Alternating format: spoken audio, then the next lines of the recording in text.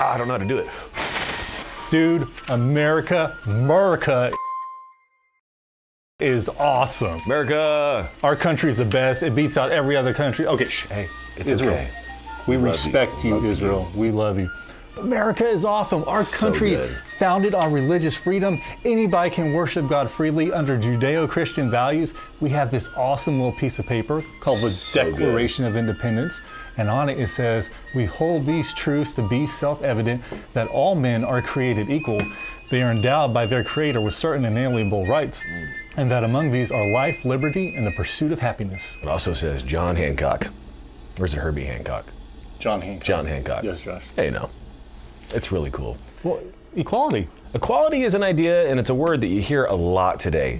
It's a word that everybody seems to strive for. If you notice, anybody in any group is really pushing this idea that we are all to be equal. And the definition of equality that they're pushing isn't exactly what we find biblically. That's true. As accurate. It's more about fairness.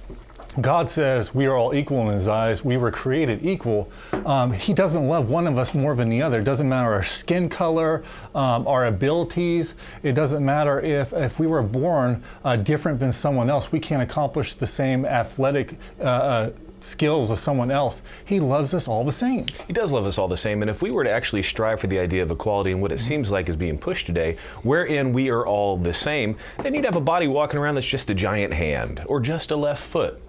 We would all be equal and the same, but then we wouldn't be a cohesive body in which we could actually apply the gifts that we've been given to be That's effective right. in life. And I know all of you parents, I'm a parent, you've heard your children say, this isn't fair. He has more of this than me, she has more of that. And I've taught my children from a young age that fairness is just an illusion. It's a lie of the enemy to get you into envy and jealousy of what someone else has. God promises all of us equality, so I can love you all equally. And I said, don't worry, I love you all equally. It doesn't matter what all these other things are in this world. Don't get those two words misconstrued, equality and value. We all have the same value to the Father because He created us and He loved us. And those different giftings that Caleb's talking about, those different skill sets, all the unique things about you or the people that you identify with that make you your group, that's what God gave you. That is your value. Equality, something totally different, is not associated with fairness, and it's also not associated with justice. For as much as we want to push this idea that I want justice and I demand it for me and I demand it for my group, and all these different things, justice would send us to hell.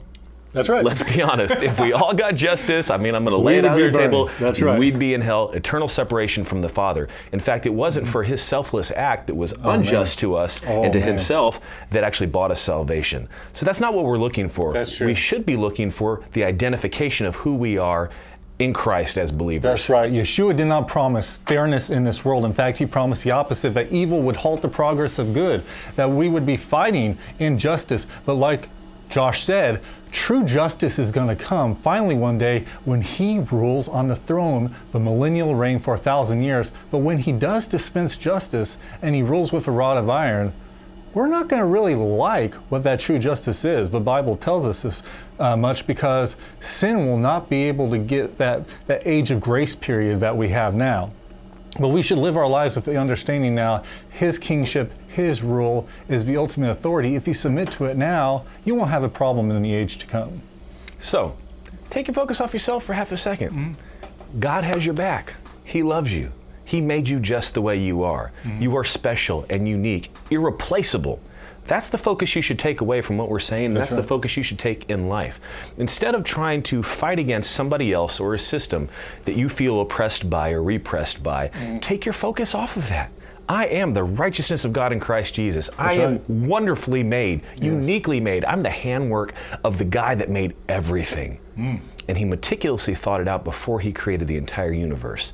That's your value. All right? That's your equality. That's all the little words, whatever adjective you want to choose to use to identify yourself with the love that the Father put into creating you. That's right. And so we would like to wish you happy Independence Day. Yes. And we want to thank our troops, guys. That's right. Everyone who has sacrificed, who has put their life on the line for our freedom that we have, who has stood in defense of that piece of paper called the Declaration of Independence. Everyone who has held these truths to be what they have been intended to be. We thank you so much. We are forever indebted to That's it. right. And we just want to say happy 4th of July, Merica.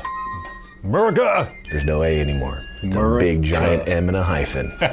Take that, grammar police.